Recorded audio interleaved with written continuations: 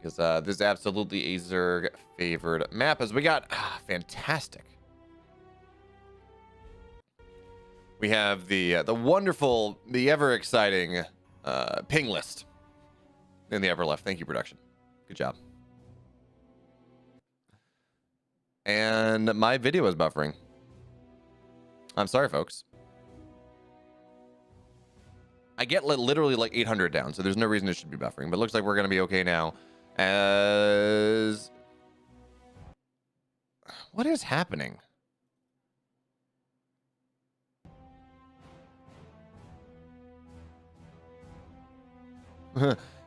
No, YouTube, I don't want that. I don't want that pop-up. Go away.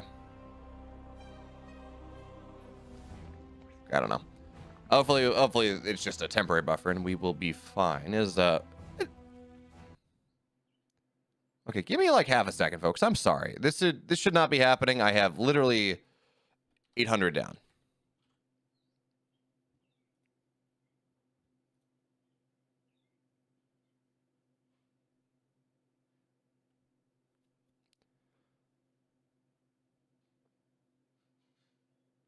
Yeah, I'm pulling the full 800. YouTube just being dumb. Okay. So we're just going to have to live through it. I do apologize. So, what do we got here in this game? Silky, I believe he was... I'm actually not sure. I didn't see the probe. But certainly he has gone for the third base SS natural. I don't know whether this was a probe block or not. Is that actually the probe block? Or, okay, so it was a probe block. Maybe. That tells us a lot about what Zoun wants to do. So if Zoun went and this was a probe block, as he's certainly blocking the third base, what is effectively the third base right now, it means he does want to get aggressive with his adepts. If he did not go for the probe block, then, well, he's not really going for that one. So we're going to have to see what he has in shape for us here. Now Silky, third base is down. We're fine. And Silky's known as a rather cheesy Zerg. I mentioned the time he beat time in DreamHack China last year, where he hit he won a game with this weird, it was a 2-base Nidus where he put lurkers in his opponent's main at like 7 minutes or like 6 minutes. It was like, okay, what is this? And it felt really weird. But in this game, don't really know. Certainly it's not a 2-base play, but 2-base play versus Protoss is not, it's even less of a thing than it is versus Terran. And certainly on Pride of Altaris, this map where it's just so hard to even kill your opponent, does feel like this one has to go just a little bit later. Also, folks, I'm excited. I've talked to 47ist, he was a fantastic artist, and we're gonna get at least one animated emote. Ooh, that's a bit of a lag there. Oh, you love to see it, but we're fine now. Okay.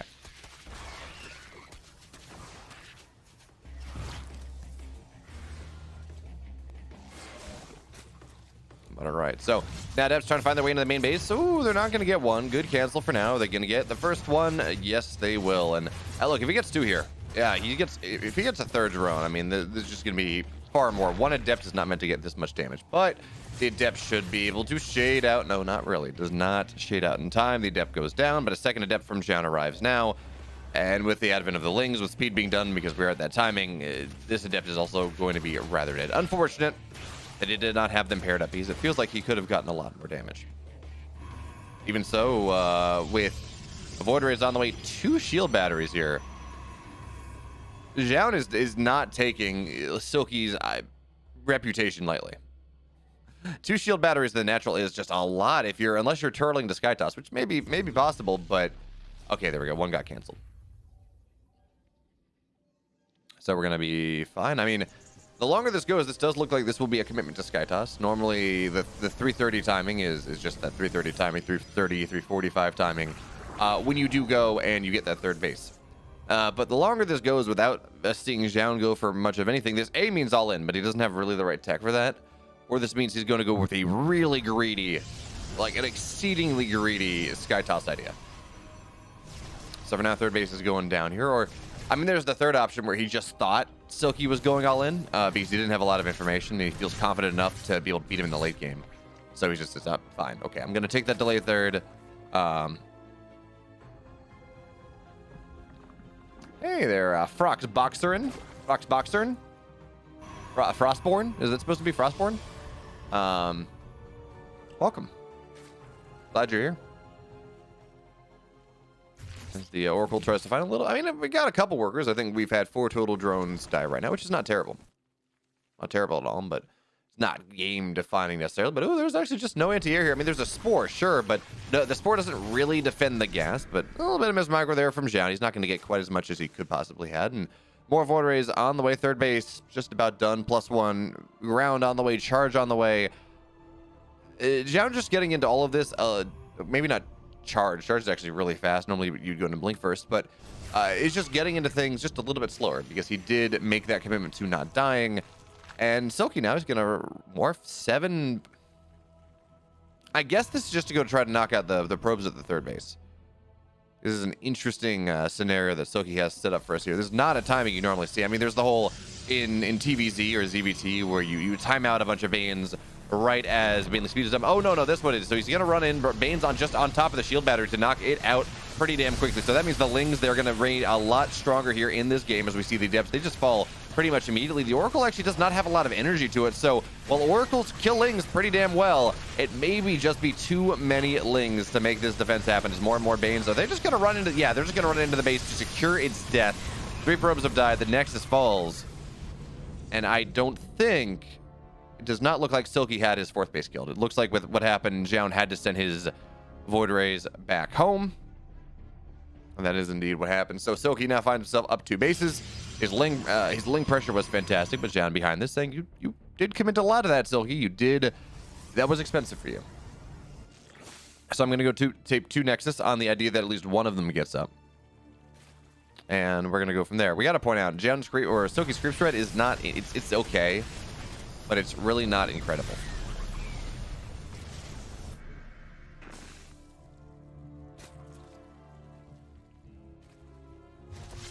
Okay, but the Oracle now flying in once again, but it's too low to get much of anything, and certainly does not have a lot of energy either. So we're going to see it go, get a hallucination on the main base. Going to see when the layer completes, and seeing that, okay, this layer is not done at 7 minutes and 15 odd seconds into this game is actually really fantastic news now for Zoun, because he knows that he's not really afraid as the Banelings look again, trying to just break the wall down. They will, no cancels, just kills.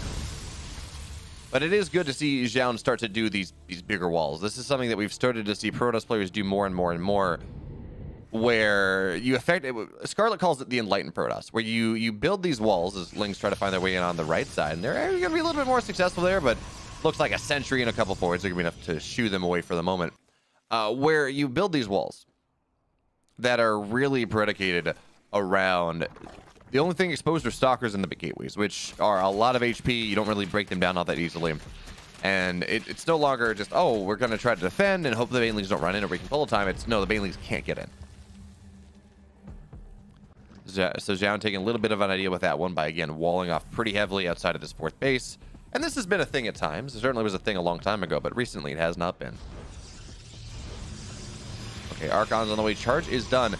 And getting charge is really interesting to me because of the focus we've seen Zerg players go for in terms of Baneling focus to deal with the Mr. Gateway Man style. So when I talk to Zerg players, they're like, yeah, you know, one of the reasons that Protoss is so strong right now is they're actually not committing to Zealots. I mean, Zealots is a harassment tool, sure, but it's Stalkers. It's Stalkers and maybe a higher level tech, a Disruptor or a Colossus or something, but the pressure is all with Stalkers. Which is, of course, not what Zoun is doing. Zoun has not put much pressure on at all whatsoever, and he is going to mass charge slot, which can be good against Ling Hydra, don't get me wrong. But you got to be aware of what's happening, is now Silky's taking an extra base. A couple Hydras do fall to the voids, and Baneley speed is done pretty damn soon. So that's the timing I think that we're going to see Silky looking for, but the only easy way is up this choked out ramp in the middle of the map here for Silky to even address Zoun's position. So if he chooses to roll up that ramp, I mean, it's going to be scary indeed. We already see stasis traps going down.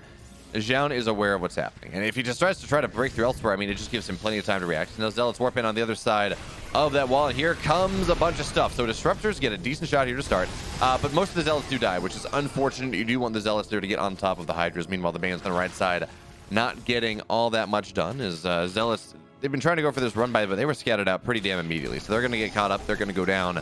They do force Silky back for the moment, as now Zoun here with his Disruptors, with his Archons, with his Void Rays, removing a lot of creep from the map. Re-establishing map control is the really big deal here.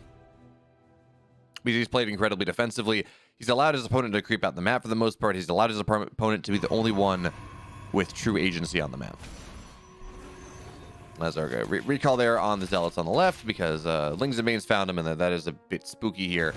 And Zoun does have to be careful. He is transitioning into Sky Toss, as that Disruptor Shot really is not going to find much of anything. Actually, both of them won't. He is transitioning into Sky Toss. He will have a significant amount of money in the Fleet Peak and in additional Stargates, things like that. But even still, the supply that he has is the supply that he has. We're not in this game state where it's like, oh, he has 100 supply, but 20 of it's in building carriers. It's a Disruptor Shot going on the backside here. Good shot on Hydra to start. Second one. Oh, no, that's not what you want there, Silky. Now Zoun is a 30 army supply lead, or 30 supply lead. And that is spooky indeed, because Silky, while he does have a gold, and that makes up for some part of the lower worker count, doesn't make up for enough of it as these Zealots. Okay, they will fall, but again, Zoun feeling comfortable enough to be active on the map here with these disruptors. He's found so much value. Yes, Cyberjohn, you're right. Chat is just not chatting today. It's very sad. We want chat to chat, please. Shovel memes into my mouth. As okay, now Zoun, he finds his way onto this 5th base now, so he's going to knock that one down pretty easily. Zoning disruptors are looking for something, but they're not going to get too much of anything just yet. But now another shot. Okay, that's not much of anything either. But it does separate some of the Lings and some of the Banes from the rest of the army, so the Archons can fight that much easier here. Now Baneling's looking to come crashing on in, but the Archons, they do stand strong here. Zoun now up 50 total supply. Disruptor shots not quite ready just yet. Zealots on the other side finding a little bit more value. It looks like Zoun's army, it will get forced back here. A lot of the Queens have died. He got a base. That was not the cheapest trade, as we will see that Disruptor fall. Looks like the second one should die as well. Not the cheapest trade there for Zoun, to be sure, but he got a base. He knocked down a lot of the economy, locked down a lot of the army of Silky. And behind this, Zoun is mining. He's mining twice as many minerals. He's mining 400 more gas. He's a rich boy.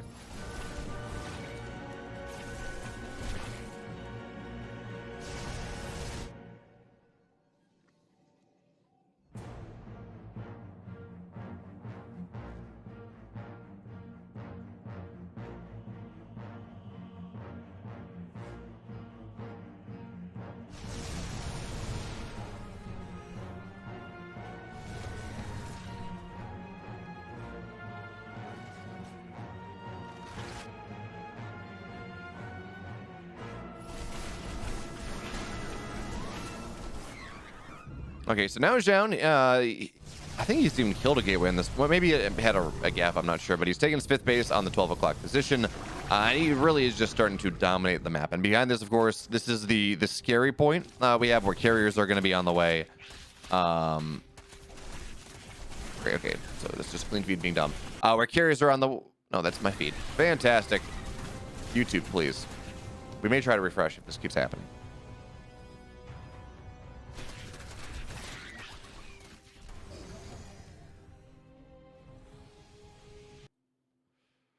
What time is this? What's our... Come on, YouTube. Like, I'm getting literally 800 down. This should not be happening. 5024. We're just going to refresh.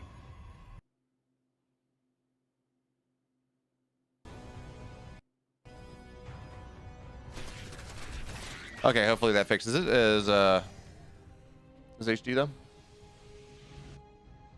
There we go. All right. So Zoun, now he's a lot of his supply in the carriers that are building. That is something we do need to pay attention to. And a lot of money invested in Storm that's just about done. Shields on the way. Armor on the way. So his army is about to be a lot. It already is tremendously powerful. He's up 40 army supply and up 20 workers. That's a really not a great position there for the Zerg to try to deal with. But it will be much scarier in just about 30 seconds. So for now, the army of Zoun trying to move out on the map here. Zealots will get found out. The creep spread through the middle of the map has been heavily reduced. So now Zoun is finding this position where he is going to be able to start to get on top of the gold base. And you might say Hydras are okay. Hydras, they have anti-air, right? But they're really terrible against carriers unless you have critical mass. I swear.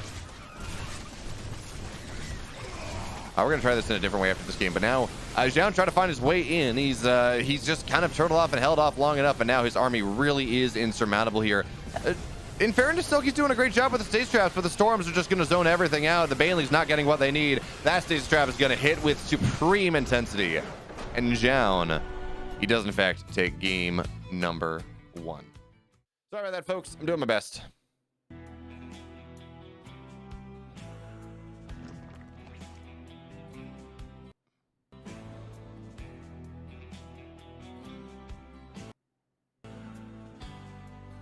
So, game 1 saw us. We didn't miss anything in the early game. Game 1 saw us with Zoun kind of just holding off and building this 4, eventually a 5 base scenario that looked really good. We're like, okay, this is fine. And eventually we saw Silky try to break him. And part of this is, of course, Pride of Altaris. And we saw the reason that I'm starting to think Pride of Altaris is not quite as Zerg favored as it was when Queen Walks were so damn powerful. Because it is just so turtle heavy, and with Protoss players really just getting better at walls and having them the ability to get aggressive, getting that low ground gold is really spooky. It's somewhat accessible for the Protoss. And Protoss gets a 4 base pretty easily, which traditionally the Zerg kind of, if they want to really beat them, before we go to the Skytoss setup, the Zerg wants to keep them on 3 bases. So, I mean, also we got to remember, of course, Zoun is a much better player than Silky is, so we can't just say, oh, yeah, this is a map balance thing, because it's not. Also, Berlingrad is going to be Silky's map. Just to point that out, Silky did lose map 1, and the way this works, map 1 of every best of 2 is defined ahead of time. Map 2 is loser's choice. So Silky lost map 1, means he says, okay, yeah, I'm gonna pick this one for map number 2.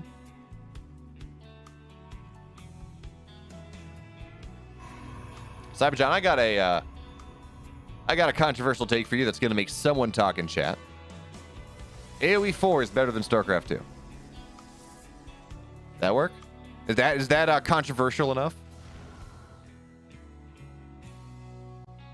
Is it? I don't know.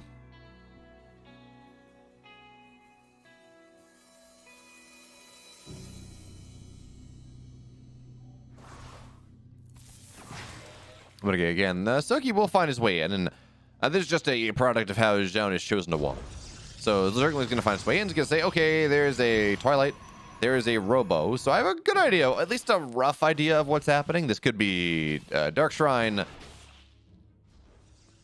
First one to write something against VIP. Well, Cyberjohn, you don't have control over that. I do. First one to write something has Cyberjohn gift them a sub, is what I'm hearing. Well done, Cyberjohn. Thank you for putting something up there so people start talking. But anyway, so this will be a glaive timing coming out of town. And with 3 gateways on the way, it's going to be the standard one. We might drop a couple more, but this looks like will be... I mean, look, no, Cyberjohn, I said it. I said it on the stream, therefore it's true. But don't worry, because no one's talking anyway, so you're fine. You're safe. So, this is going to be 4 gate glaives coming out of Zoun, and we're going to have to see what his follow-up is. I'm always interested. But Silky's going to go for a non-traditional opening. Or a non-traditional defense, where instead of getting a Roach Warren at around 4 minutes, going up to like 41, 42 workers instead, he's going to hold this with Banes. And he's going to morph the Banes right now. So he's well prepared for this, but also that's expensive. Think about it. If you think about how this works, Baneling Nest is 50 gas. But also each Baneling is worth about as much gas as... Well, actually, 1 Bane is worth as much as 1 Roach. I've actually never thought about it like that, but... well, that's not quite true. It's 50... Technically, it's 50 minerals, 25 gas. Stream elements doesn't count, Cybershot. But okay, Def's now they're going to find their way. They don't see these Banes, though, and that's a little bit unfortunate. Where are the Banes? Now, find their way on up from the low ground, and it's just a full surround. Banelings, they come crashing in, though. Recall looks like it's mostly good. As more Defs, they warp in, but immediately they warp out, and we're stuck with YouTube being done. Oh, that's obnoxious. Oh, Jean, that's unfortunate. It's cruel and unusual, but we'd love to see it. Behind this, of course, Zoun going for his thing. He's doing the thing that he likes to do, where it's going to be Robo Bay on the way. He's going to have some disruptors, and he's going to have a damn fine time. We got to point out, though, that Silky, despite taking literally no damage, he's on 38 workers. Or no, he's on 47. I'm sorry. But he was below 40 for a while on this whole piece. He's had to buy a lot of units to keep himself safe here. Far more than you would normally expect. As these are going to get surrounded here, and Banelings will eventually kill them off if the Lings do not. In fairness to Silky, it's been a successful hold. Zoun has not been able to find any value, but I just question the utility of this working because, well, you had to spend a lot to get there. And Zoun has a worker lead. And also, we got to point out, there is Colossus on the way. Bonus damage to light units with extra range, and ideally maybe probably some force fields to make something happen. That is going to make our Zerg player pretty happy, or our Protoss player pretty happy, because Zerglings, they don't fight Colossus all that well. I don't know, this may be news to you. Maybe new knowledge, but I don't really like Colossus play all that much. Although I have been seeing Ratata, he's been playing a very heavy Ling Bane style. It's actually really cool. He was going like... There's an old style where you go 1-1 Ling Bane into quick ultras. And for a number of reasons, it's really not all that great anymore. But we've seen Ratata just going pure Ling Bane and actually beating Colossus players. These adepts are going to get found out. This third base from Zoun, it's doomed to fail. There's too many Lings here. Their +1 is not done yet, but even still, there's just too many Lings, too many Banes. But adepts on the other side trying to find their way into the third base. And actually, wait a minute. The third base should be fine because there's a Colossus here, and it has extended thermal lance done in a second. Meanwhile, Silky taking a little bit of damage, but not all that much. Adepts all get saved, though, as they find a little bit more. And hey, Scarlet. Yes, Ling Bane make hope. Well, you say that. You say they hope they don't make sentries. I've seen Ratata. Granted, he was playing. He was kind of smurfing a little bit, but he was definitely beating tier 2, tier 3 Protoss pros with going sentry, like Stalker sentry Colossus, and he was winning. But that's not what I expect in this game, of course. Also, I do got to point out, folks. Again, I'm sorry. YouTube has decided to start buffering, and it did not happen last night. It does not happen normally, but if the thing hangs for a second, half the time it's production in China, half the time it's YouTube being dumb. I'm getting my full 800 down. I'm only uploading at 6 megabytes up, and I have 20, so I really don't know what's happening. But okay. Zoun has been able to actually, he didn't even lose the third base. He's been able to reestablish it, or been able to establish it.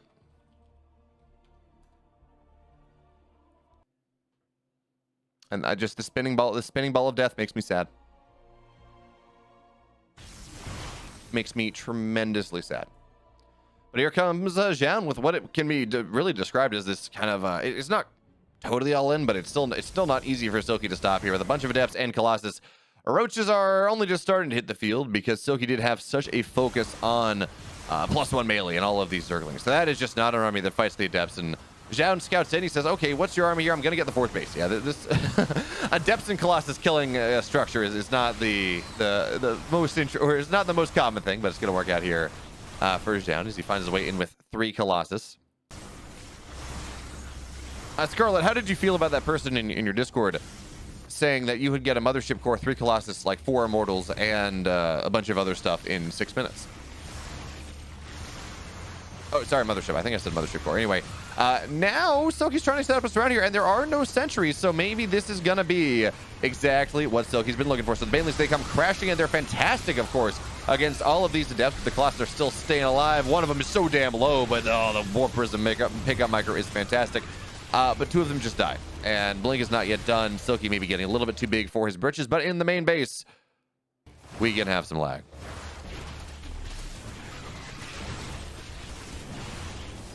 YouTube, please. But still, 9 workers have gone down, 10 workers have gone down. The 4th base is, well, I guess this was the 5th base of Silky is dead as well, but Scarlet, or not Silky, not Scarlet, Zoun was able to knock down, or did lose a lot of his tech. This 1 Colossus that remains has about 2 HP on it. So it is certainly diveable. It is certainly a little bit obnoxious because, well, Blink is not yet done. +1 is not yet done as the Roaches continue to go on in, but Stars blink backwards. And they're doing a great job of buffering for the Colossus. It's going to be saved yet again, as again we have the spinning ball of death. But the Colossus will be saved because the Warp Prism can pick it up, and 16 drones dying here on the 4-base economy of Silky. Meanwhile, I mean, Zoun's only on 59. And I'm hoping he adds some sentries in eventually, because sentries seem like they're going to be a useful thing.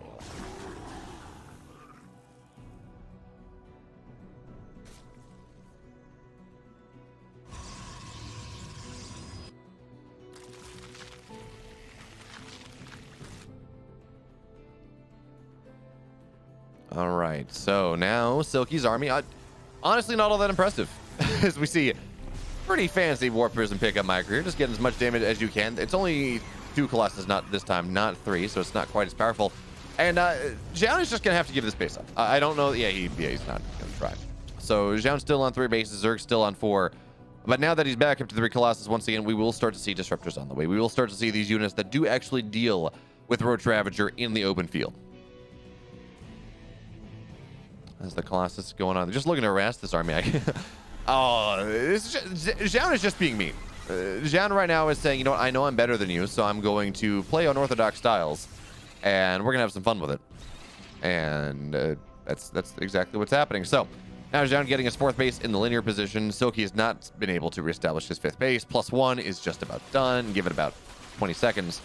And at that point, with probably 2 disruptors on the field, 3 Colossus, +1 blink, of course, being done here, I think that's the moment we're going to see Zoun look to get a little bit more aggressive on the map. Now, of course, he doesn't have to. His 4th base is here, and that does help. He's not all in as a 3-base Protoss. Ooh, big disruptor shot. Doesn't really... Is that much that got? But I got something.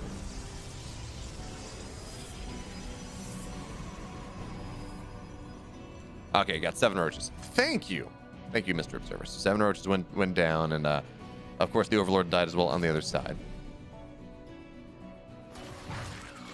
But Silky now finally is getting his 5th base on the way. Now that is kind of what we're looking at. He's keeping himself up 1 base on the Protoss, and that is useful at the very least. But I mean, this army that Zoun has is really scary against what Silky has. I mean, Silky, yeah, he's up 9 army supply, but it's Roach Ravager heavy. That Stalkers are pretty fantastic against that one, and you have plenty of Colossus to deal with the Lynx. But Roach on the left side actually going to force a recall on this army to deal with it appropriately. So the run by, the harassment there from Silky is going to be good enough to at least, you know, make something happen. But Disruptor is going to try to find something. 1 shot. 2nd shot does not get much of anything, though, as they stay in the Warp Prism. They stay safe. Stalk's got to, well, just die, I guess. Now they're going to blink on forward. More Roaches do fall. And Zoun now, he holds the high ground position on Berlingrad, the position that Terrans love to use to kill this 4th base of the Zerg, except it's the 5th base this time. And this is just a base that Silky will not be able to hold. Disruptor's just dropped in front of the army because, again, this very much feels like Zoun flexing more than anything else in this game. But now again, Silky's going to look for a big surround, a full, well, 270 here as Banelig's come crashing on in. Stark's got to blink around at the other side. 1 Colossus falls. 2nd one, taking a little bit of damage, but still doing fine. Disruptors on the backside, but they don't have energy or they don't have cooldowns just yet. A 2nd Colossus falls here. 3rd one will go down, and Zoun getting just a little bit too big for his britches. Disruptor shot. Oh, that's going to be a little bit nicer. And again, this game really does feel like a game where Zoun is having fun. He's having a good time.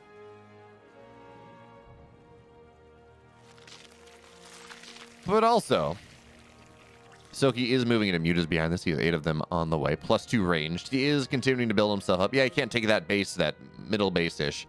But he has been on 4 bases for a while. He's got his 5th base on the way. And he has been able to clean up the tech. Really is the big thing. He's been able to clean up the tech of Zoun's army a couple times now. Disruptor is going to get a queen. Okay. And a Bane. Okay. We take those. But because Zoun, again, his economy or his tech is reset so many times, he doesn't have this, and he doesn't want to play the super high pressure Blink Stalker style.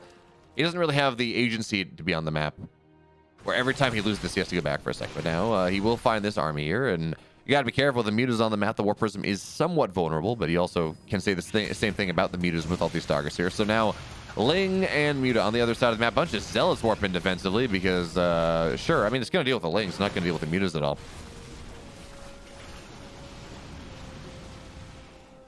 But down now, Zealots into the natural. And this is just dragging the mutas back. I feel like you send the mutas in. You say, okay, these Zealots, the Ling, I have army that can deal with this. My mutas need to get economic damage. And they will not be successful there. Now Banes roll on in to a bunch of Stalkers, but it takes like 7 Banes to kill a Stalker. I mean, yeah, you have them masked up, you're fine. But when you're Silky here and your economy's not all that great, you're not trading all that well. I mean, he's on 49 workers after losing 18.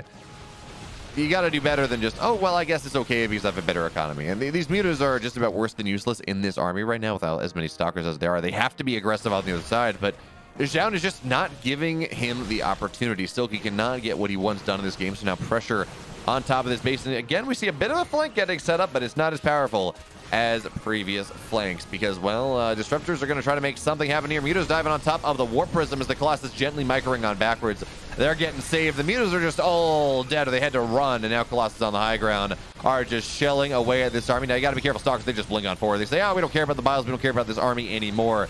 Silky, you've had your fun. I let you play into 30 total minutes of game time, but you're not going to take my game. You're not going to take my series. Alpha X is going to go up 2-0 pretty much when Silky GG's because he cannot fight this army anymore. He's building 5 more mutas. He may try to force a base trade, but it's really not going to be all that effective. Not with 7 total mutas as the rest of the army comes finding its way in on top of the Stalkers, but the Stalkers, they blink on top of it. Instead, mutas are falling. Biles do not land.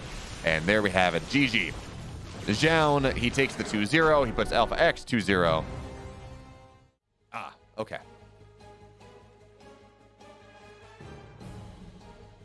Thank you, Sasha, for explaining Chinese memes. And hey, Ali, how's it going? I'm sorry, I haven't had a chance to mess around with your new extension mod yet. Like, it's really cool stuff. I'm a big fan. But unfortunately, the stuff this is all from this morning. This is all from WTL from this morning. But I haven't been able. The players, they make the lobbies for the most part with EPT cups. Sometimes I'm lucky and I get to make it, so I haven't been able to say, hey, make it with the Home Store Cup mod. But the innovations you've got are pretty exciting. And also, are you excited to have an even more powerful engine to mess around with Stormgate? And also, that's the big question: does Sasha go back into custom maps with the with Stormgate? Frost Giant was in my chat yesterday, and someone asked whether Scarlet was a top secret gameplay coordinator or a game design consultant. And the response was WAR Space Scarlet. And I have no idea what that means, but I don't know.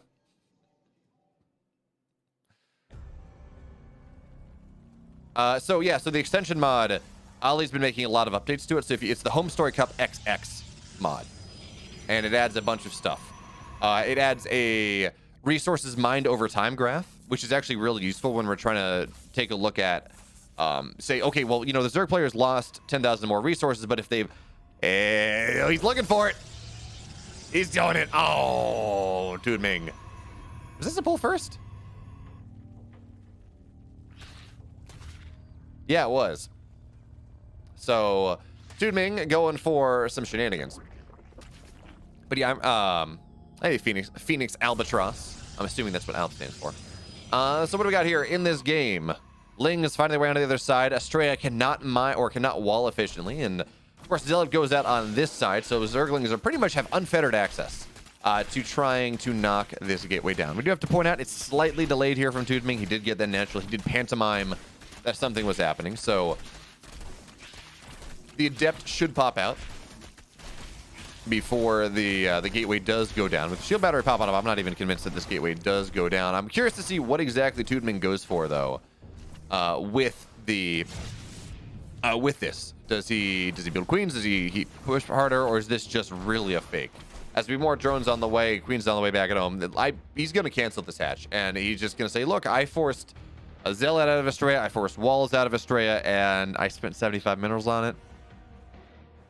We take that, and the drone's gonna get out." Well, how long? We're at 3 minutes. The drone has not been mining. How many drone mine? Or how much does a drone mine per minute?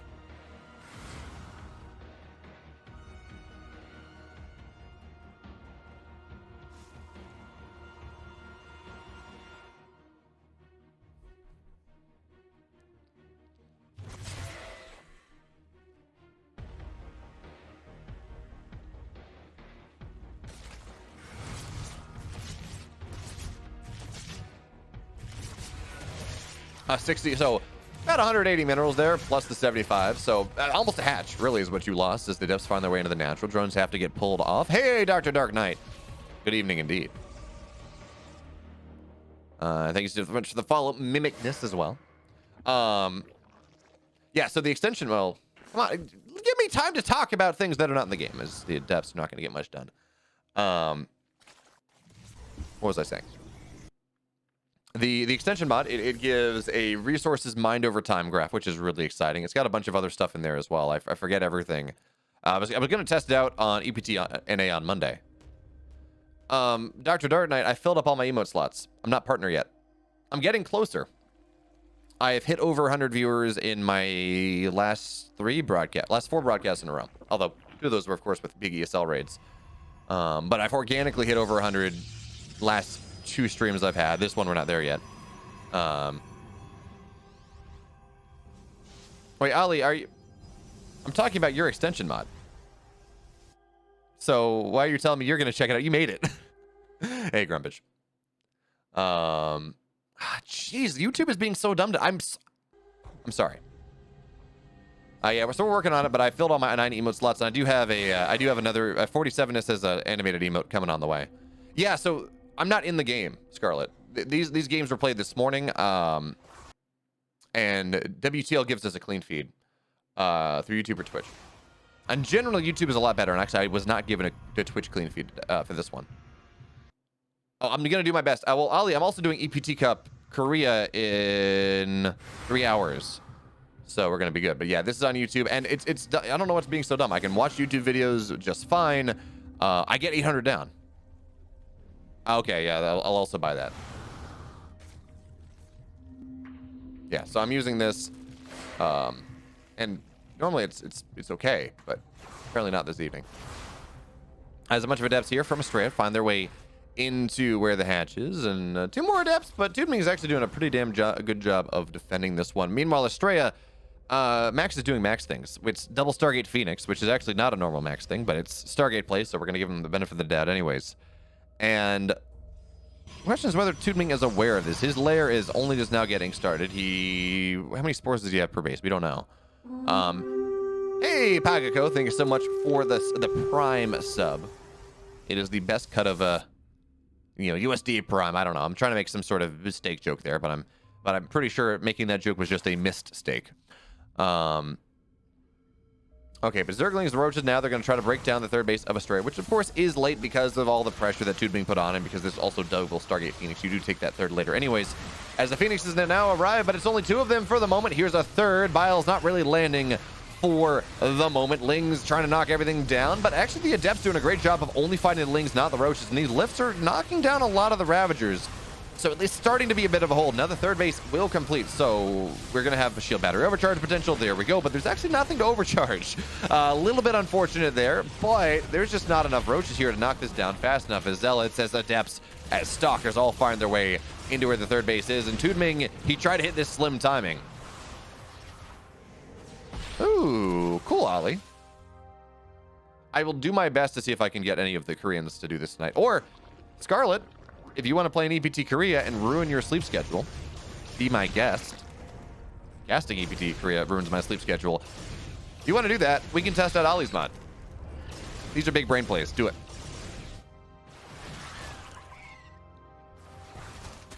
Okay, Zergans now again. They're gonna. Yeah, I'm in Nina's Discord as well, and she sent like "Good morning, everyone" at 2 in the afternoon. And I'm like, Nina, 2 in the afternoon Eastern time, and she's in my time zone, so I'm like, Nina, like I appreciate gamer DJ hours, but come on. This is actually in-game lag. Great, it's not YouTube this time. It's the SSLT account dying, and now it's me as well. Isn't this?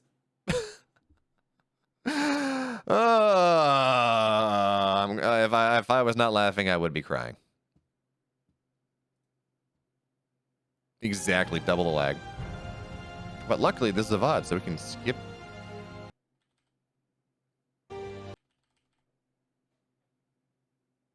There we go. Scrubbing through a 4-hour VOD with the mouse is hard. That's close enough. Okay. So Adepts looks like they found their way into this third base of Toodming, killing off of 7 workers. Now a bunch of Zerglings are going to try to find their way on in, but Adept is there, and of course Phoenix don't do a lot for this, but you have Adepts, and that is going to be more than fine. Isn't it lovely? Isn't it wonderful? I know that's a song reference, but I can't bring to mind what it is. These Phoenix now, they're going to find a bunch of Overlords. And actually, that's a bunch of Overlords, at least one Overlord in dead airspace, but they're going to find a lot more here, killing off Hydras as well, because there's just not enough of them to defend. which is not even the most annoying thing. The worst part about this as a Zerg is when the Phoenix, they find your overlords, like they found right now, and you just get supply blocked into the ends of the earth, which is a rare, real danger right now because there's one Hydra, one Queen, one Spore in the mineral line. The Phoenix can sit on that one for quite a while, but it looks like they've run out of energy, so they're not really going to kill the Queen. Imagine making Hydras. Actually, Scarlet, I'm curious about your takes. I don't know when you're going to stream next, so maybe that's your streaming content, but I'm curious your takes about what we're hearing out of Stormgate. In terms of this idea of like sentry-like hero units and asymmetry and what we want to see. I mean, I'm pretty much solidly in the camp of like every race is going to... Well, first of all, they're trying to make air units a little bit less powerful. There we go. Phoenix are just going to find a lot of Hydras, and Hydras, if you get enough of them, they're good against the Phoenix. Imagine Dragons is a good band. Yeah, I Mothership Core was too strong. I agree. I'm really not a fan of hero units with like direct offensive capabilities. As it looks like this fourth base is going to get found out and taken down by Astrea. Okay, or Khan and AoE. I never played. I bought AoE for to support RTS, but I never really played much of it. It didn't capture me. But yeah, they're comparing it to Mogul Khan a little bit. I see a world where hero units can be good as like a sentry, right, or a Raven or something, where you have these kind of support units where they're even more singleton. They're even more of a singleton than say a sentry or a Raven, and they allow for maybe slightly more concentrated power, but they don't do direct damage themselves for the most part. Or if they do, it's minimal. But I don't know. I'm gonna be interested to see. But and of course also Stormgate has been really vocal about how they want to diminish the power of air. Which thank goodness. Please make map design matter more. Thank you. Okay, we're gonna find a bunch of Queens go down here. But here comes the push from Toodming onto the other side of the map. That's a lot of Hydras. And oh well, you know what? Storm kind of invalidates on that one. Baneling's on the right side. They're gonna find a bunch of Zealots, but there's still more where that came from. And while charge is not done, it's a little bit awkward there. They're still going to find a lot of stuff on the back end. We're going to see the Hydras go down, and that is going to be a wonderful thing indeed. Actually, it's going to be fantastic here for Astrea. Not so much if you're a Toodming fan. That's true, Scarlet. When I say a Sentry-type hero unit, as Toodming's just going to tap out. But I do like the less focus on air units. I think that is the bigger thing coming out, what we're hearing. Less of focus on air units, less focus on, like, air almost is more support units for the most part. Because let's be real, you know, our favorite interactions are RTS are, you know, ground versus ground, maybe some air support. The one thing I'm really thinking about, and I'm not sure how I feel about it, is they talk about, you know, lower or increase the time to kill as Astrea runs across the map here, looking to block the natural. Increasing time to kill, which is okay, you know, it's fine, but some of the best moments we've had in StarCraft have been because of these bursty moments. I mean, the one everyone goes back to is the one that you were involved with you versus Bomber on Habitation Station, where it was big because it was this unexpected burst, and it was just such an outplay. Such a brilliant play. But we don't have that if we don't have burst, and burst is inherently low time to kill. I don't know, maybe there's some room for adding units that don't kill, they just injure heavily. So like what Plague was in Brood War or something. But for now, of course, we got to point out this was Toodming's map pick. Of course, again, folks, if you're new here to WTL, we got to point out map 1 is always, of a best of 2, is always defined ahead of time by the WTL, and then map 2 is loser's pick, and there are no bans. That's fair. Again, Maniac, I was not a Warcraft 3. I got into StarCraft in 2013 with, you know, not trying to fanboy Scarlet too much here because that's awkward. But because of Scarlet's run in WCS Premier Summer, and the games, like the Star Station game versus Bomber is the one that really comes to mind for me. I had a software engineering internship when I was a summer between my sophomore and junior year of high school because the dad of a friend of mine. Yeah, exactly. And that is the fair trade-off there, where it's like, okay, there's a lot of burst damage, there's a lot of damage potential, but also it requires a lot of APM and a lot of attention to make sure that they happen appropriately. But like Banelings in general, even if we take away the edge case of Burrowed Banelings to win a lost game, and obviously a lot more was involved in that than just the Burrowed Banes. Yeah. Yeah, disruptors are probably too strong. Yeah, where it does damage, when it does instantaneous damage, but it also does that much more over time. But like when I think of the iconic StarCraft unit interaction, I think of, well, Lingbane, but I think of Banelings versus Marines, where you do have connections happen, everything dies. But I guess you do also have there's tremendous, more longer, I guess, more extended micro opportunities. So I guess maybe that's lower on the higher time to kill side. Yeah. All right, but Adept goes in, and Adept's getting 4 workers really should not happen. But Astrea will be able to make that happen in this game. And that was only a single Adept, by the way, for 4 workers. You're very happy about that one if you are an Alpha X fan. If you are a Protoss fan in general, maybe not if you're Toodming. It appears that Toodming, his camel is starting to starve. Losing that much early does hurt things a lot, especially as Astrea is going into 4 Gateclave. You know, this build should not surprise anyone, should not be new to anyone. By the way, Falopado, Dynamics, boom, thank you so much for the follows. This build should not be too surprising to anyone. This build dominated Katowice a couple of years ago, but in general, it kind of feels like it's getting a little stronger now. We saw it get a little stronger towards the end of the double Stargate meta because Zerg builds were more optimized to go for Queen Walks and deal with these Stargate styles, which meant that you didn't always have enough out. Of course, that being said, if it was against the Queen Walk, it was not very good. But now as we're moving into this style that deals with Mr. Gateway Man, with the hero style, the timings are just a little bit different. You're optimizing a little bit differently, and it does seem like this is just getting a little bit more power. But as Adept's now warping, speed is not done. What was Toodming doing? Speed is not yet done here. Neither is a Roach Warren. And there is only 1 transfuse on Queens. It's going to be on the high energy one. It's going to take a lot of damage now. Adepts find their way into the main base here. How much damage will they be able to get? Certainly these Lings should just die. But actually they're just, well, you know, they're going to die. Okay. The question is how much damage did they get on top of that one? Adept Shades will get canceled. These Adepts are all very low, so they should die eventually. But not before 5, before 7. Before 7 workers will go down. We're going to see a Queen die, though, because Toodming is not paying attention. I think he did have transfuse energy on one of those Queens. But a second Queen now does fall. Roaches do not fight Adepts, or Adepts do not fight Roaches very well. But in the situation where it is 3 Adepts versus 1 Roach, you're pretty happy about that one. And behind this, Astrea, 3rd base on the way, adding in Immortals, adding in a whole bunch of other things. The Zerglings are going to find these Adepts as they warp in. So not the best scenario, already losing shields when the warp in happens, but 3 of them will survive, as we're going to see Astrea continue to get active on the map with this Adept play. But Toodming, now he says, okay, look, I feel like I've maybe not lost enough army. I can run across the map. I'm going to cancel your 3rd base. But Immortals are already out. We have Adepts. They're in the War Prism, though, so you'd have to be careful about that one. Ling's now trying to get on top of this Immortal. You got to be careful there, but they just trigger Hardened Shield. They only trigger Hardened Shield, and then they back on up, because it looks like Toodming is realizing, as I think you and I and everyone else watching are realizing, it's going to be damn hard to break the Protoss player right now. Toodming does not really have enough army for it. In fact, Astrea is up an army supply, and he has been droning behind this. So he's adding on another hatchery in the main base. It looks like he does want to go for heavy Ling style then. 4th base on the way as well.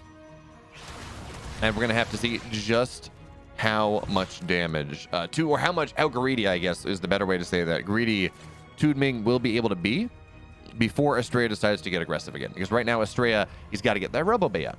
He's got to go and get his 3rd base fully situated. He has to make sure that he does not die to some sort of weird counterattack. And this does buy Toodming a little bit of a time as we wait for that next level of tech to pop up on the field. Of course, there are run-by opportunities. We don't ignore that, but the whole army fight is a little bit of a different story here. As Lings, they try to find their way in. Are they going to... Well, they're going to look for the 3rd, but... Well, Astrea opting actually did not give Toodming that time. It's going to be 3 Immortals here, a bunch of Adepts. Now, Zerglings on the other side, they're going to knock down a shield battery, and that is something, sure. Means that they may be able to kill these... I know they don't even kill the Adepts. But here comes the army of Astrea on the other side of the map. 3 Immortals, a bunch of Adepts here. Biles Well, they're not really going to land. And the depths, they should just cancel the shade. No, they're not. They're going to find their way into the main base because that is also tremendous value. But it does leave the Immortals exposed. And there are 3 Immortals, only 2 spots in the Warp Prison. So you got to be careful about that one. But 13 drones hit the deck as the shade out happens once again. Really, no Adepts dying. And now that means the Immortals, the Adepts, they're going to be able to take a fight here on top of these Roaches, on top of the Ravagers, where there's not a lot of Lings to defend. So now the Adepts, the Immortals, rotating on over to the third base. The Lings, they die pretty much as they arrive. A couple of them getting stuck behind. That is just... That's good for them, because otherwise that meat grinder of Astrea would kill them off too sweet. Toodming? Anyway. Into Disruptors indeed, Quasar.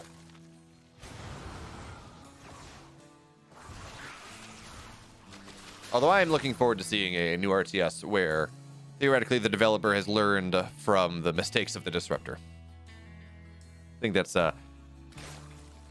it is too high lethality for the size it has. I mean, I feel like it would be okay if it was maybe 75%, 50% of the radius.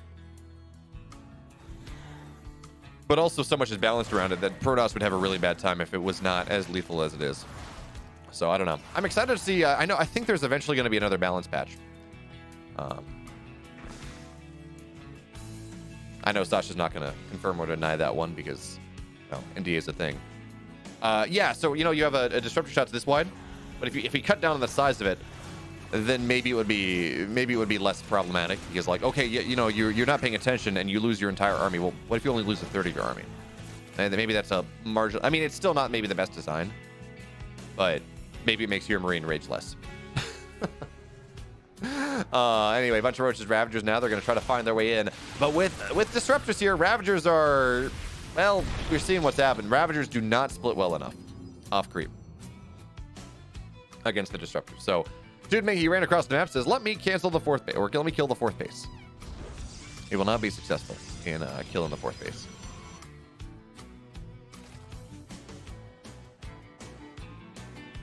Now, my favorite take about balance changes, by the way, is how there is some top secret Zerg cabal in the balance change Discord or pro group or whatever it is, that is actively just trying to make the balance changes happen so they look like they're going to be okay for the Protoss, but actually they're just designed to make it so that Protoss will never win again and Zerg's going to win everything until the game dies, which is obviously not true. As Disruptor shot, actually he's kind of missed a little bit, could have gotten a couple more, but Biles, oh, they're going to get into depth. Oh, that'd be interesting. Like a dot burst. I don't think wouldn't that overlap too much with Storm though? It's kind of the same idea as Storm, just a slightly different application. Trip shot gets a couple more Ravagers on the left and the right. Hey, carry 777. Oh, and by the way, Sasha, were you watching the TSM game 1 today? Yeah, true. Okay, Bailey's now, they're going to try to roll on in right as Astrea is distracted because the fight's kicking off in earnest, but the Colossus, they don't even have to micro. Lings get on top of him. It does not matter. 12 probes do fall, but Toodming is going to lose this base. He's going to lose some more workers on the backside, and Astrea, he wants more than that one. With these Colossus, with these Immortals, with the Disruptors here as well, Stars, they just blink on top, forming a Protoss force field. And Astrea, he 2-0s Toodming. Toodming, again, not excited about it. I don't know. It does not spark joy in this Bayo. But now we're going to get into our, well, maybe, yes, we're going to get into our last discrete series in SSLT versus Alpha X, because Alpha X has 4 maps. The only question is whether they take 6 and really do a bang up job on their map score, because that's the only reason they are in 4th place right now. All right, going into this week, Alpha X is in 4th place. They're 5-1. They have 15 points, but their map score is only plus 12. Meanwhile, Team and V, same situation, but they're plus 20. So they're in 2nd place. Shopify Rebellion is in 3rd. So if Alpha X 6-0s this, it's going to be plus 18. So they're going to tie for 3rd until Shopify plays. And Shopify plays 2. Ooh, I'm excited. We get Scarlet versus Creator tomorrow. So, Sasha, is this why you're watching? You're trying to watch just a lot of PvZ to prep for your games versus Creator tomorrow?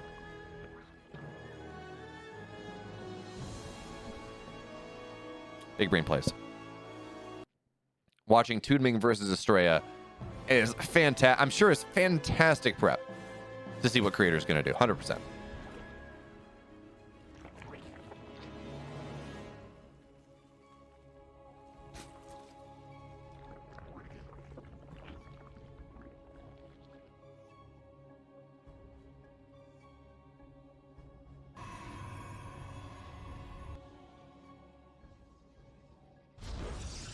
Actually, I'm curious. Is Creator signed up for EPT Korea tonight?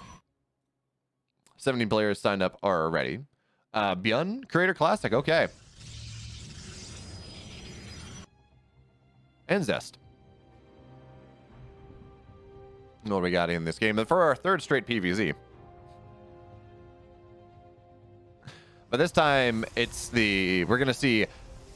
Okay, so we've seen what a Protoss has to do to win in this matchup. I mean, granted, very heavily favored Protoss. Astrea and Zoun versus Silky and Toodming are very, very heavily favored for Astrea and Zoun. But now it's RagnaroK versus Firefly. And we got to remember, Firefly, he did a great job against Team GB. He did get SSLT, their only ace match. So we got to give him the benefit of the doubt here. And of course, Protoss is broken against Zerg. So, Firefly takes at least one map. Calling it right here. And I haven't seen the results. I intentionally have not seen the results. Hey, Maddox, how's it going?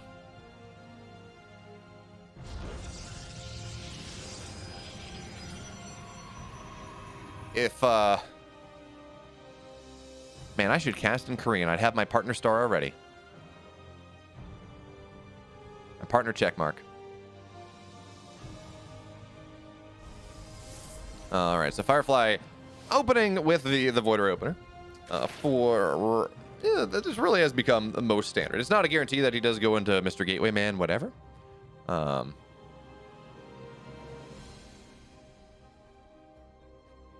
Because we can still see a Voider pop out of this, and Firefly can do the style that I'm so glad has gone. Like, okay. Let me rail against things. Okay, the Twilight's going down. Yeah, this is something much more standard. This could be Oracle into Twilight, or Oracle into Glaives as well. We have to see the base timings, but I'm okay with Stargate being. I'm okay with that Turtle Sky Toss style being viable, so long as we don't see it every game, and so long it does not just define the meta for 2 years. Like if it is as the Oracle flies and really doesn't get much done. Okay, this is actually going to be fun because. Well, 2 additional gateways are going down. I think, yeah, Glaives on the way. Okay, so Oracle into Glaives is going to be the name of things. Wait a minute here. Sasha subscribes to Steadfast channel. Well, Lang's actually of RagnaroK. They're going to find their way into the main and the natural, get a good scout off. See that the gateways are on the way. See that, well, third base it's on the way, but it was delayed. He's going to see the 2 additional gateways. So now RagnaroK is aware of what's happening. Roach 1 dropping down at the proper timing. Ling's on the way to bar for the first offense. There we go. Stay strapped. Not really going to get much of anything either. And we're going to be okay. Yeah, I'm okay with that 2 Stargate Skytoss style being valid and viable, so long as it is not just the only way to play. Because I have cast too many. We're going to watch them get voids. Oh no, the queens are walking. Are they going to win? They're going to lose. I don't know. Probably win. And yay. Please. Give me the Gateway Man style. That's actually fun to watch. But like Max Packs, he's doing some interesting double carrier builds, and they're working out. In part because there are other viable styles, which is really how it should be. But okay. Glaives are now done. Adepts find their way onto the other side of the map here. Roaches are on the way, though. Defensively, RagnaroK has plenty of Lings to deal with this early push, and he's going to look for the surround, but there are too many Adepts for that. This is slightly delayed for RagnaroK. Normally, would start to move across the map right around 4:30, so slightly delayed on the timing. It also means there are just more Adepts here, so now the Zerglings are going to be forced to fight as the Queens. One of them will go down, good surround, but right as we see the Adepts shade back out, behind this, it's just a recall. Firefly playing this very differently than most Protoss players would. He says, okay, well, you know, I'm going to pressure. I'm going to force a lot of units out. I'm going to force you to cut drones. I'm going to kill a queen. I mean, I think it was very focused, but I'm a big fan of the new Mr. Gateway Man style. I don't think that Pig was correct when he said the patch had failed. I think it was just not the... I think there are other things that need to be addressed, but I think with its goal of specifically killing the Stargate style and killing Queen Walks at the same time to provide a more dynamic PvZ, as this Oracle, oh, going very low. Yeah, it didn't really do much of anything, did it? Oh, no, it did. It did. It did. It didn't stop bases dying, which I think was its goal, but it did stop this kind of the thing that Zest was doing, where he was effectively playing Charge Lot Blink DT in the late game and just blinking his DTs on top of armies to kill them off. I haven't seen that nearly as much as I did. Occasionally, but it's like, okay, I have these DTs, I got to do something with them, not a dedicated compositional decision. So from that perspective, I think it was successful, but I don't think that was the primary driver of that change.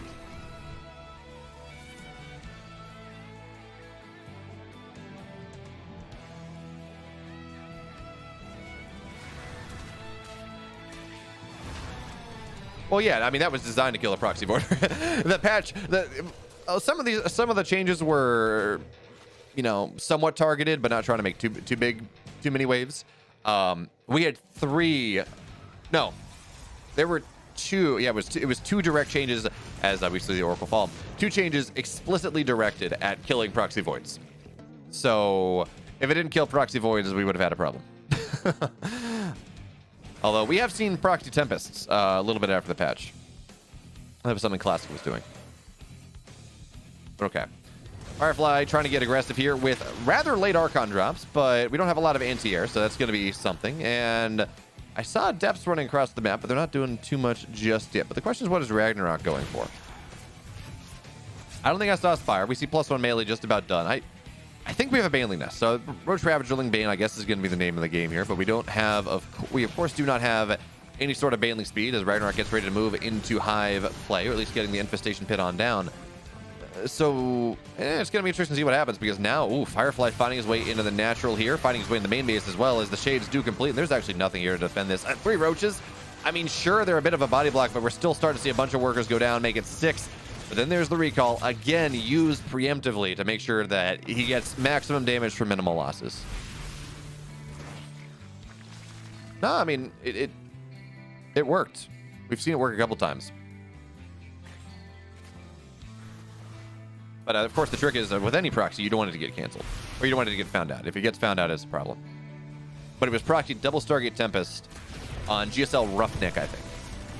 That's okay. Lings are going to find their way, and Banes. Okay, the reason I said we didn't see Baneling Speed is because Baneling Speed was already done. Going to find their way into the 4th base. That's a free Immortal, sure, but as the High Templar arrive with no Storm, with a couple Banes, honestly, RagnaroK can collapse on top of this, but he doesn't know that yet, and his army is not really there.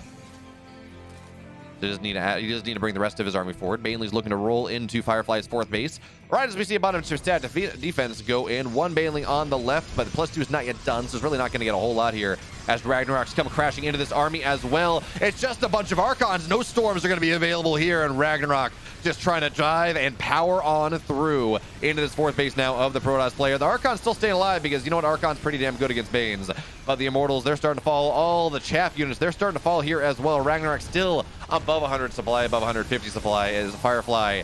He keeps falling on down. Roach's Ravagers, they find their way to the natural now. Only 3 workers have died, and that is a saving grace. But we're going to see the 4th base fall. We're going to see the 4th base die. Immortals, they're staying alive because there's the Warp Prism. But that is just about it. Biles, now they drop. And actually, this is a game-winning state for RagnaroK here. But given what he has, Firefly's doing a great job of not dying. I mean, he's still not a good spot. He still will lose this game. There we go. But he held off another 15 seconds. Look at that celebration, folks. RagnaroK, so excited. So now Blackburn will be Firefly's map pick in game number 2 of the, well, I guess technically game 6. Alpha X has the first 5. The only question remaining for us is whether Firefly can take a win in some way and prevent Alpha X from going +6 and tying Saya Storm. Yeah, that's fair. I don't know. Grumpage, I think Widowmines are actually in a fairly good spot. The one problem I have with them right now is we were talking about time to kill and like burst damage earlier, and how punishing they can be for Protoss players for Widowmine drops. But otherwise, I think they're fairly fine. And imagine if you remove Widowmines, it's so much harder for the Terra now to deal with these charge lot builds. So you'd have to rebalance the charge lot, and you also have to rebalance the Bane and rebalance meter play, and Widowmine is such a linchpin into style or into matchups that I don't know you could remove it without really messing things up.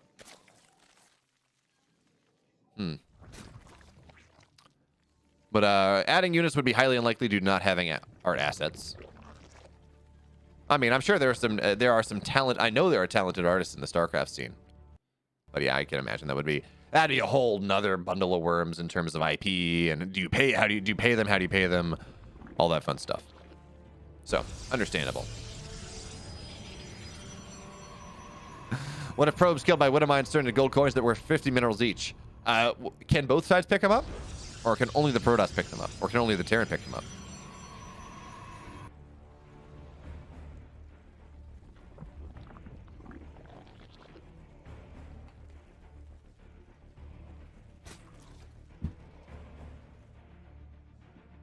No, mine's absolutely... Sometimes they have skill. Sometimes they're absolutely RNG, but the best players, they will target fire on the right thing, and then they get far more damage than otherwise. Catch the knife. Well, you know what? In this channel, we take every meme we take every joke as fact, and we carry it through to its logical conclusion, so please, tell me what's going to happen here.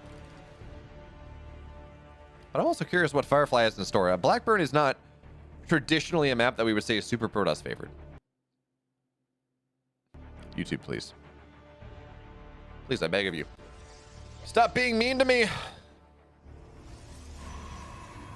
But okay. So, Stargate on the way once again.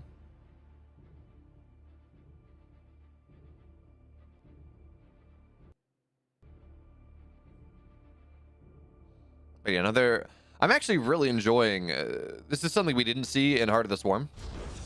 But something we started to see more in Legacy of the Void as Zerg players learn to micro more. But the hold position splits. You know, I buy that, Scarlet. Interesting. Okay. I've not done a good enough job of keeping up what maps are good and what are not good. Specifically for the Gateway Man style. Because I have this idea in my head. Yeah. Kills gold from the other side. But isn't are you... Well, I guess then the Protoss gets gold and you don't. Then the Zerg economic advantage goes away, even with more drones, and it does become problematic there. Yeah. Yeah. Okay, I understand. Hello there, Acres. How's it going?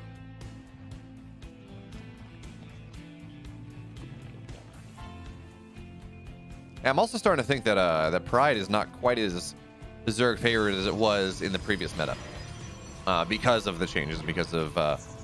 well, how well Protoss can kind of wall off their 4 bases, and it's not the gold is not quite as important with Gateway Man style. You can put pressure on it easier. Yeah, yeah, that's a similar problem we had with what was it? Shoot, it was in the last map pool. So bad with map names. It was the reason it was it had like a core 4 on the high ground, and I forget. What was the last map? What was that map? I'm so bad with map names.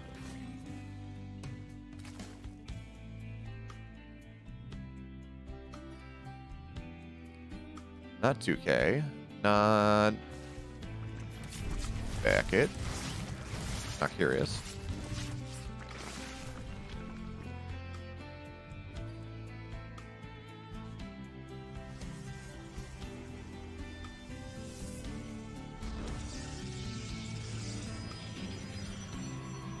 Thinking of Lightshade?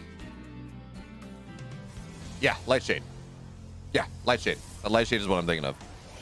Where you just kind of had these core 4 that the Terran could really hold easily. And it was the point where when the map was first introduced in the rotation, we saw players like Clem playing mech. Because it was just so good as a space-holding mech map. Iron Man side was a fairly good Protoss map. Oh, good Oracle play here. One queen will go down. Firefly doing a fantastic job of sniping the queens. The second one falls as well because there's just not enough energy. But Oracles, do they trade their lives? Only one. Only one. But yeah, Lightshade had that similar issue that you're talking about, where you had to hold just a very few small chokes and you got access for the entire map. and that was rather sad.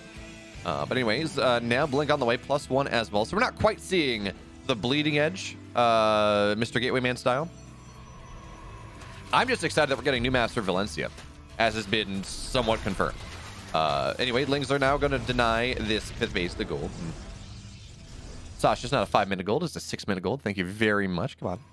Let's get our time as crisper here. Oh, yeah, 100%. I had the misfortune back when we had the forever map pool of casting a PVZ off race between MaxPax and Jim Rising, where Jim played Protoss and MaxPax plays Zerg on Abyssal Reef. I hated myself. It was just so yeah, but you had 5 bases for free on that map, as now the Oracles are going to find their way on in, but actually, yeah, they get the Queen. Okay, the Queen goes down. That's the 3rd total Queen that has died to the Oracle plate in this game, and that's actually where I thought we were going to see this style go for a little bit when we saw Hero first debut it. When we saw Hero first debut the Triple Oracle into Blinkstalker style, he was just sniping queens all over the place, and it looked really good. And then we, of course, Zerg started to handle it a little bit better, so we've no longer had massive queen snipes all over the place. But that is still a strength of the style if you were not prepared, as RagnaroK was not. So now Hydras are on the way. Hydra range on the way as well. So Ling Hydra as that theorized proper response to Mr. Gateway Man style. It makes a lot of sense. Lings are fantastic against Stalkers. Hydras are pretty good against Stalkers. But you have to be able to get there, and you have to be able to sustain your production. So for now, Roach is... Never mind, Roach Hydra. Interesting.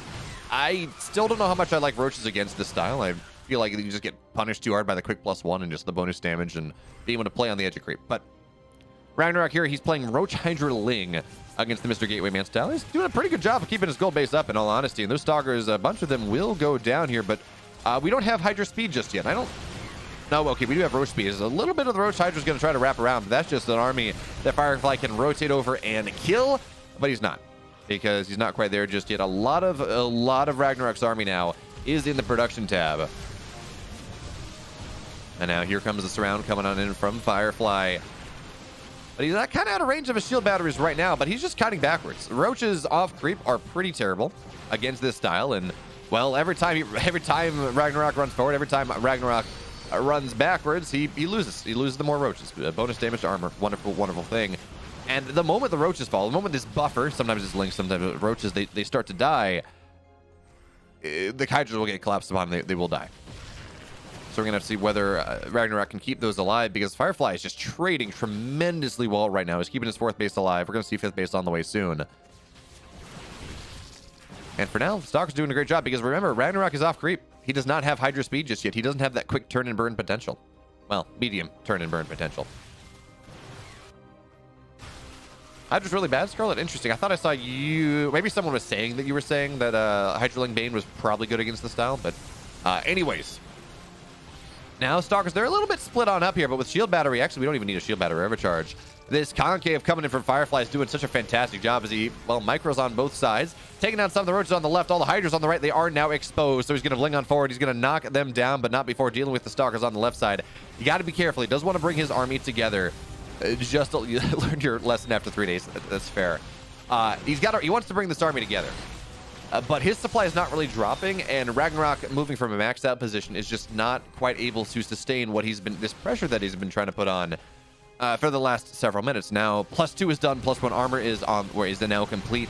There's so many Stalkers on the map right now. The Roach Hydra is off creep, and that just means, well, it's a lot of Stalkers fighting against a bunch of Roaches that have less upgrades and less maneuverability and less ability to make concaves. That doesn't really feel all that great for the Zerg player, but now the Stalkers... It is, of course, always scary for them to move on creep, but now they're going to rotate over to the left side. And ideally, as they continue to kill these Roaches and continue to kill the Hydras and some of the Lings, they're trying to rotate over to the point where they can kill the gold base. And if they kill the gold base, that is going to be that really key inflection point, because right now it is a Zerg on equal basis to the Protoss. And that is never good for the Protoss.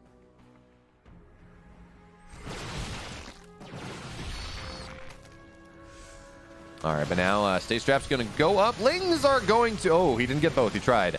So Ling will trigger the Stay Strap there. Another Oracle does fall. RagnaroK able to move out a little bit. But, of course, now with Zealots here. Zealots almost never make a key point of this army. because, well, then the Zerg just make bans and it gets awkward. But having them as that harassment tool is fantastic.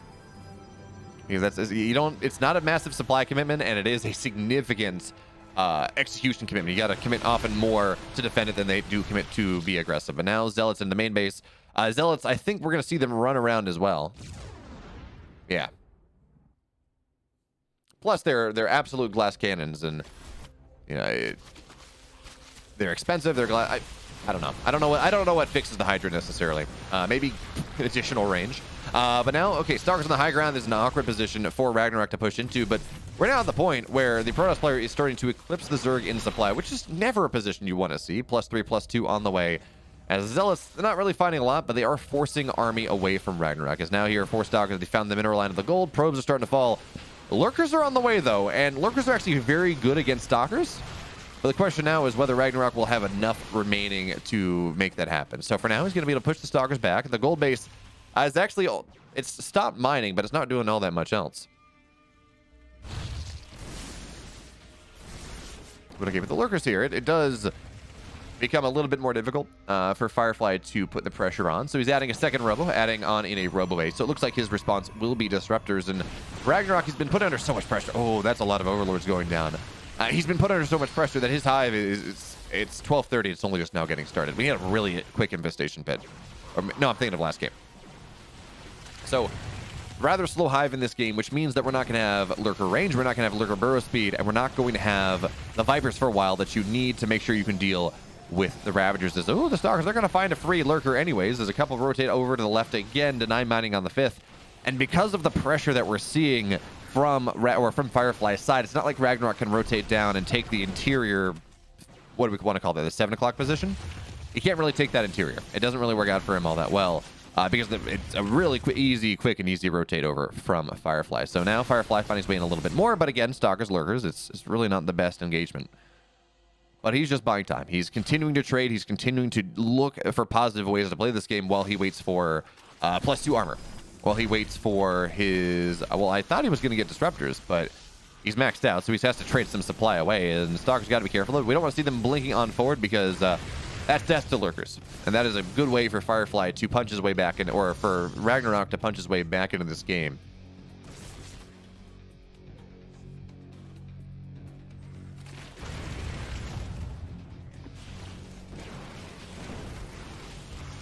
Okay, so Lurkers are going to burr up a little bit better. It's kind of hard for the Stalkers to take that fight.